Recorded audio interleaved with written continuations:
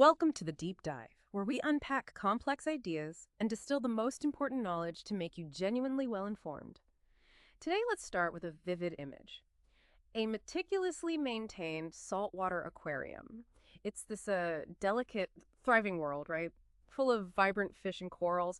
What you don't always see is the constant, invisible chemical ballet happening within that water, striving to maintain perfect balance so everything can flourish. This intricate chemical dance is, well, it's a fantastic analogy for our topic today. We're diving deep into the heart of that balance: chemical equilibrium. Our guide for this exploration is Chapter 13 from Zumdahl, and DeCoste's Chemistry, a cornerstone text for chemistry students everywhere.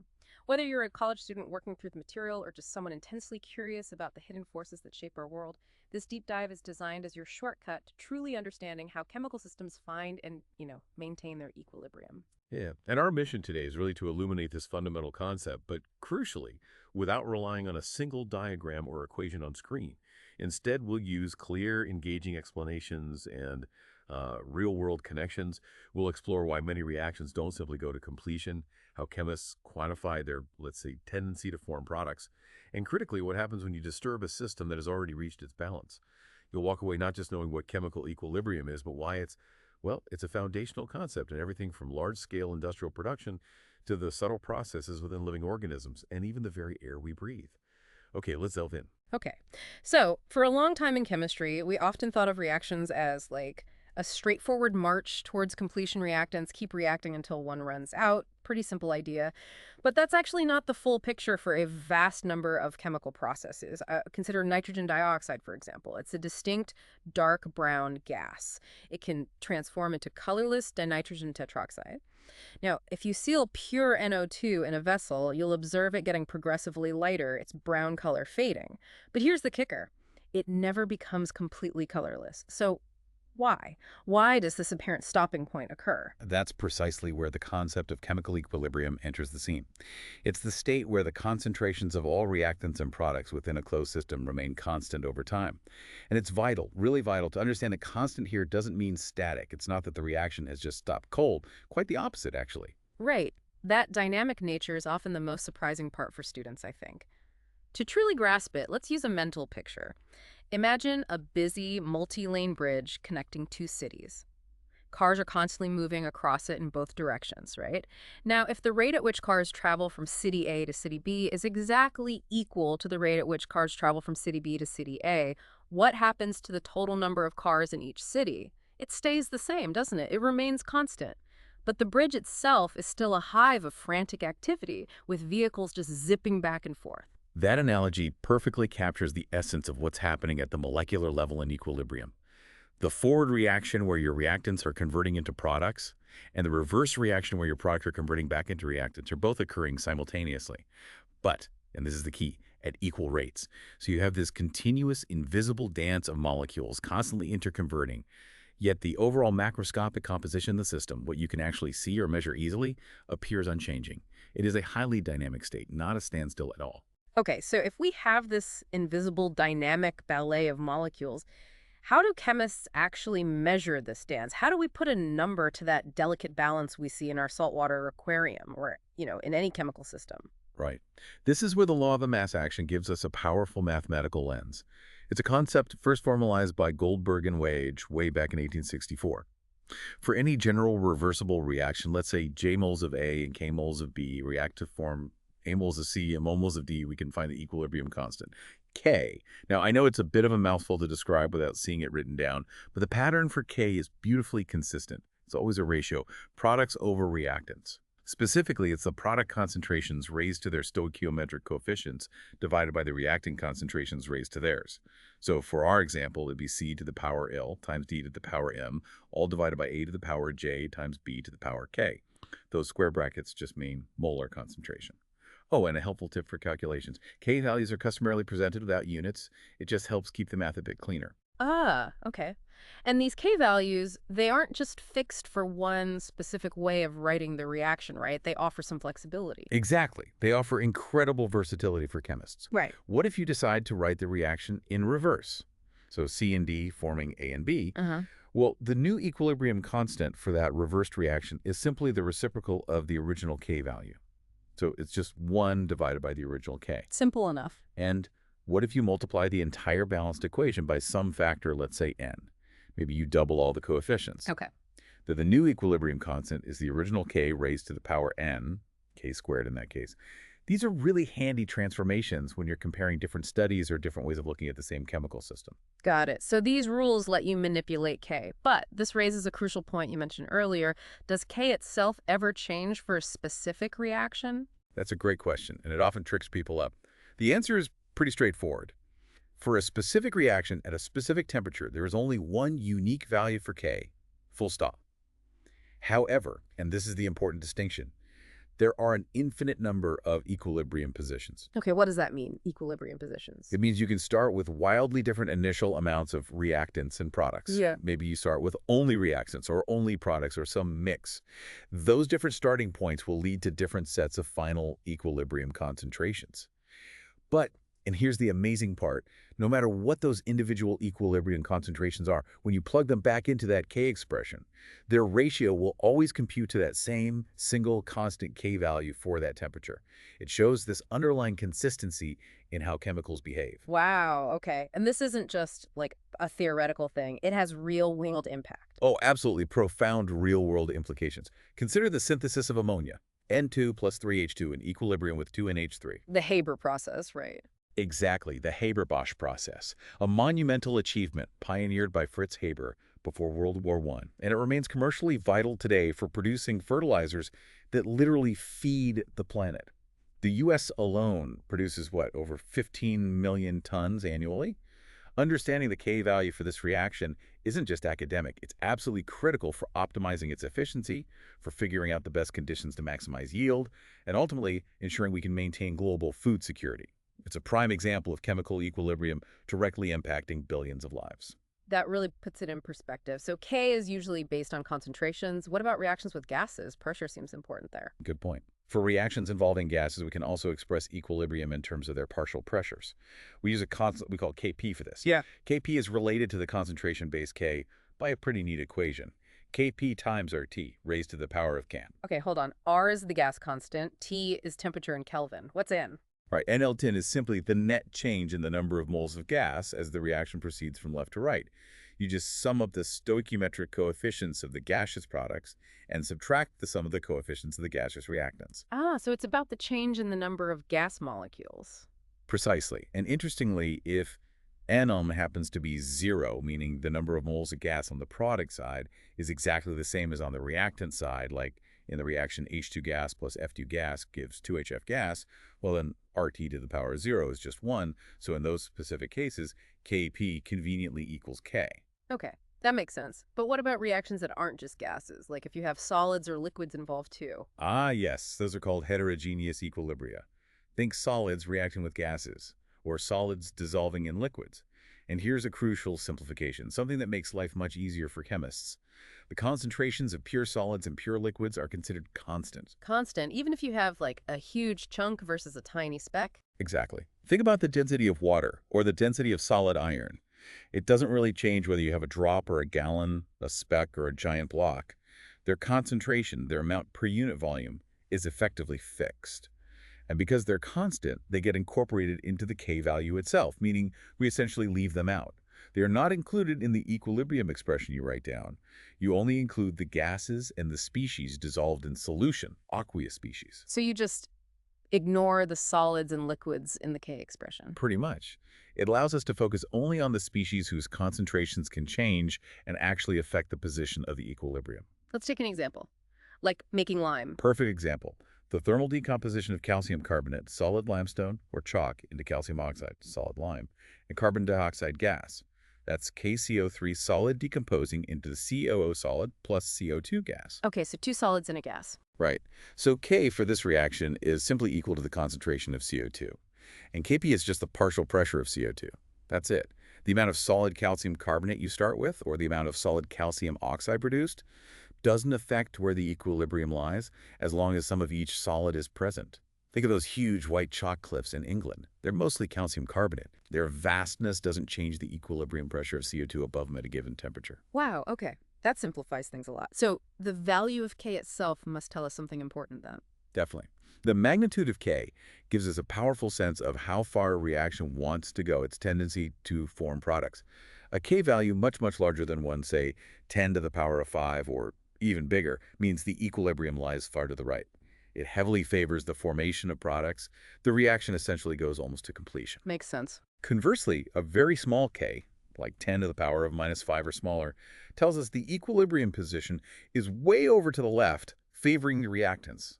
It means the reaction, well, it doesn't really proceed to any significant extent in the forward direction under those conditions. Okay, but does a large K mean it happens fast? If it really favors products, does it just zoom over there? That is a really important distinction and one that often trips people up.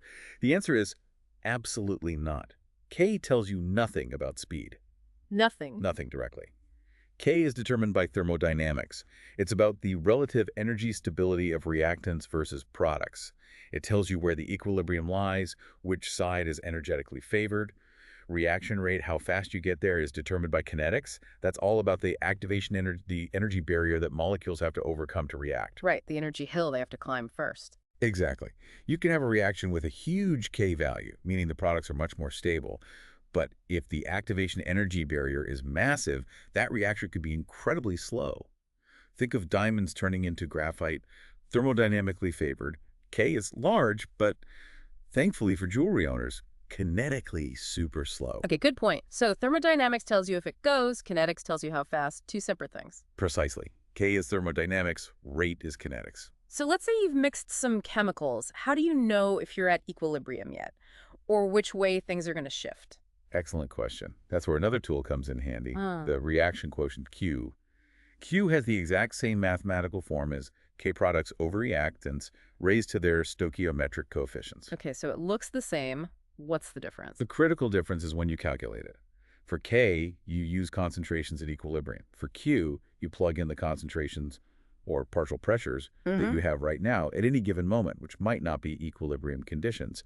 You're essentially taking a snapshot of the system's current state. Ah, okay, so Q is like a status check. Exactly. And once you calculate Q, you compare it to the known value of K for that reaction at that temperature. And that comparison tells you everything. If your calculated Q equals K, then bingo. The system is already at equilibrium. No net change will occur. Makes sense. If Q is greater than K, QK, it means your current ratio of products to reactants is too high compared to the equilibrium ratio. You have too many products relative to reactants. So it means you have to shift back. Exactly.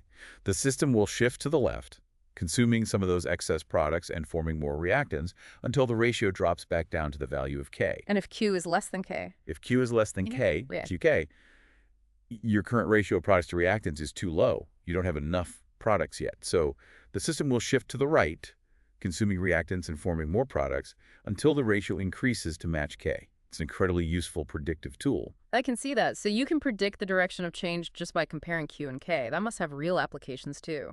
Oh, definitely. Think about complex processes where conditions might fluctuate.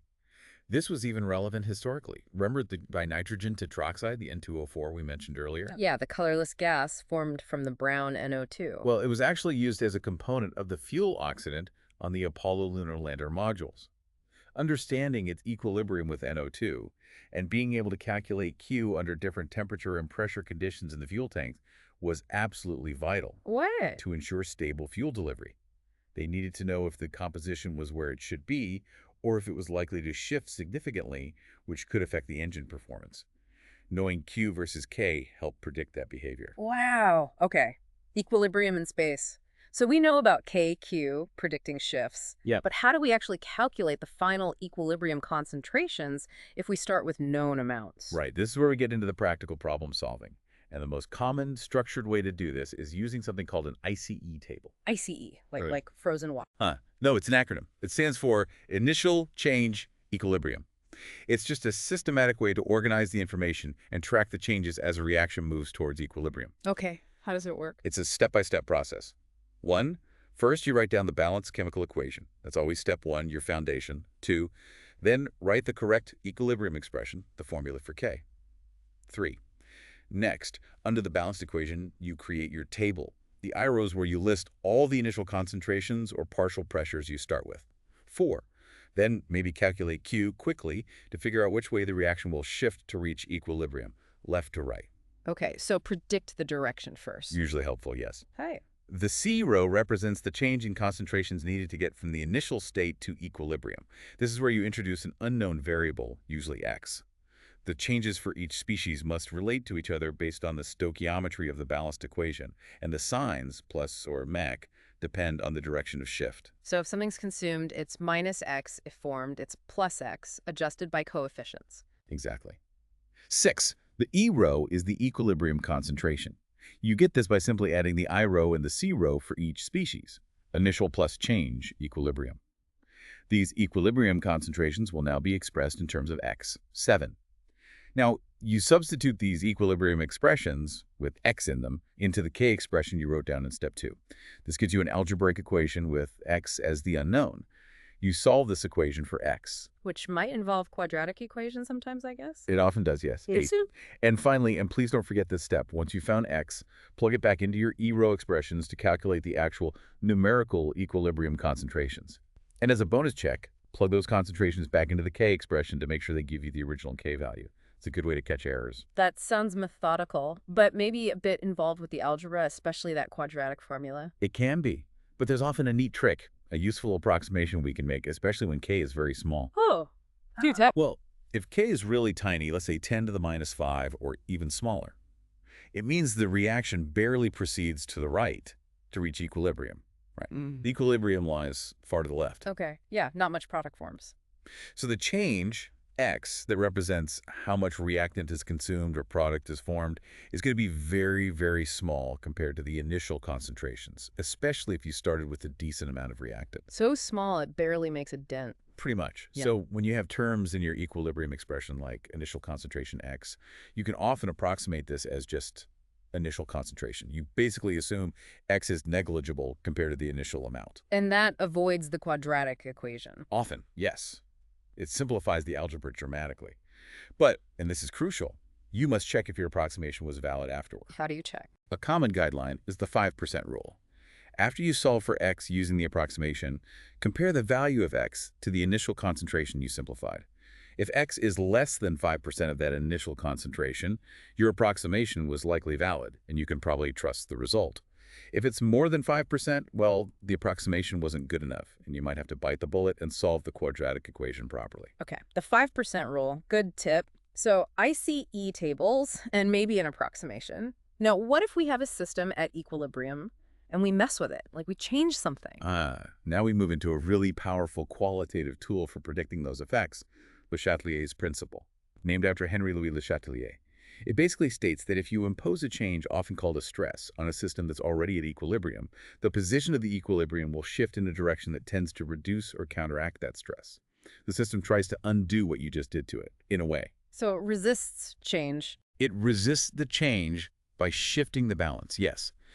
This principle is incredibly valuable, especially in industrial chemistry, for figuring out how to maximize the yield of desired products.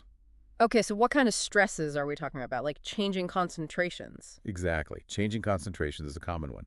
If you add more of a reactant to a system at equilibrium, the Châtelier says this system will try to consume that added reactant. So it shifts towards the products. It shifts to the right. Yeah. Conversely, if you remove a product as it's being formed, the system will try to replace it. Shifting right again, making more product. Precisely. And that's a common industrial strategy. Yeah. Continuously removing the product pulls the equilibrium constantly to the right, driving the reaction to produce much more than it would in a simple closed container. Clever. Okay, what about pressure? You mentioned K-PAP earlier. Pressure changes primarily affect gaseous systems, where the number of moles of gas changes during the reaction. There are a few ways pressure can change. First, what if you just add an inert gas, like argon, to the container, keeping the volume the same? A gas that doesn't react at all. Does that do anything? Interestingly, no. Adding an inert gas at constant volume increases the total pressure, but it doesn't change the partial pressures or the concentrations of the reacting gases. Since K and Kp depend on those partial pressures or concentrations, the equilibrium position doesn't shift. Okay, that's maybe counterintuitive. What if you change the volume of the container then? That definitely changes partial pressures. Now that has an effect. If you decrease the volume of the container, you increase the pressure, compressing the gases. According to Le Châtelier, the system will try to reduce this pressure. How can it do that? It shifts the equilibrium position towards the side of the reaction that has fewer total moles of gas.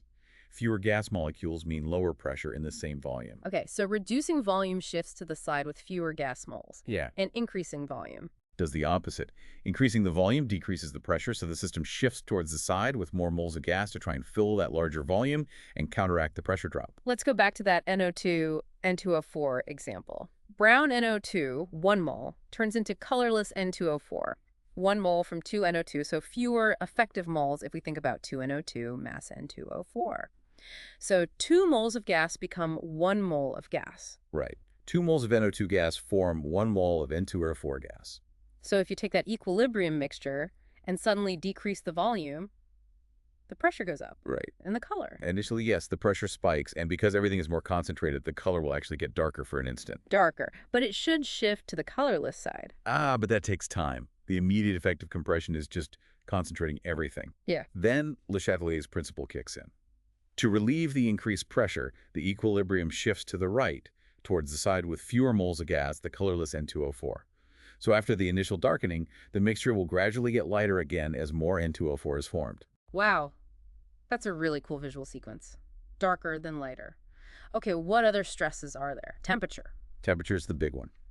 And it's unique because temperature is the only factor that actually changes the numerical value of the equilibrium constant, K itself. Oh, concentration and pressure just shift the position, but temperature changes K. Exactly. How it changes depends on whether the reaction is exothermic or endothermic.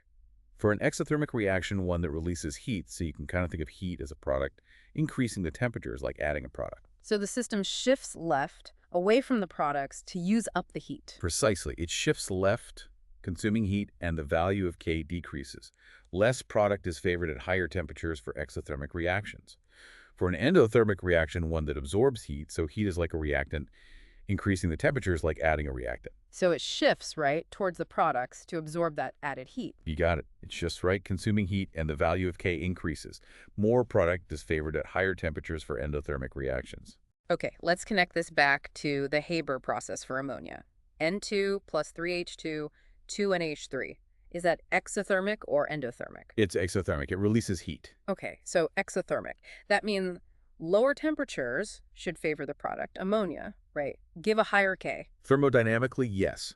Le Chatelier's principle predicts that to maximize ammonia yield, you'd want to run the reaction at a low temperature. But didn't we say kinetics matters? What about the speed? And that is the billion-dollar catch. While low temperatures give you a favorable K, they also make the reaction incredibly slow. The molecules just don't have enough energy to overcome the activation barrier quickly. So you'd get a high potential yield, but it would take forever to actually get it. Impractical. Totally impractical for industrial production. Yeah. So chemical engineers face this classic trade-off. They can't use the thermodynamically ideal low temperature because the rate is too slow. They also can't use the super high temperature because, although that makes the reaction fast, the equilibrium shifts left, K decreases, and the yield becomes terrible. So they have to find a middle ground. Exactly. They have to find a compromised temperature, often moderately high, maybe 400, 500 degrees Celsius, combined with very high pressures, which also favors products since 4 moles of gas become 2, and a catalyst to speed up the rate without changing K. It's all about balancing the thermodynamics, the equilibrium yield, K, with the kinetics, the reaction rate, to get a decent yield in an economically reasonable amount of time. It's a fantastic, real-world example of these principles in action. It really shows how everything ties together. Thermodynamics, kinetics, equilibrium. Absolutely. So to recap, today we've journeyed through the dynamic nature of chemical equilibrium. We've seen how to quantify it with the equilibrium constant K, learned how to predict the direction of a reaction using the reaction quotient Q, and explored how systems respond to changes using the powerful Le Chatelier's principle. Yeah, you now really have a solid toolkit, I think, to understand, predict, and maybe even manipulate chemical reactions. Whether you're aiming to optimize a huge industrial process like making ammonia, or you're studying the incredibly delicate balances within our own bodies, or heck, even just trying to keep that saltwater aquarium thriving. This knowledge isn't just, stuff you find in textbooks. It's actively shaping our world in countless ways, visible and invisible. It really is. So maybe a final thought to leave you with. Given these intricate balances we've discussed, and especially the crucial trade-offs between where equilibrium lies, thermodynamics, K, and how fast we get there, kinetics, rate, what kind of new technologies or perhaps environmental solutions might suddenly become possible if we could gain much finer control over both aspects? Imagine if we could develop catalysts or methods to make almost any thermodynamically favorable reaction happen quickly, or even push unfavorable reactions forward efficiently without extreme conditions. What previously impossible chemical syntheses or environmental remediation strategies could we unlock? That's a fascinating thought, pushing the boundaries of both K and rate. Well, on behalf of both of us, we really appreciate you diving deep with us today. A warm thank you from the Deep Dive team, part of the Last Minute Lecture series, for tuning in.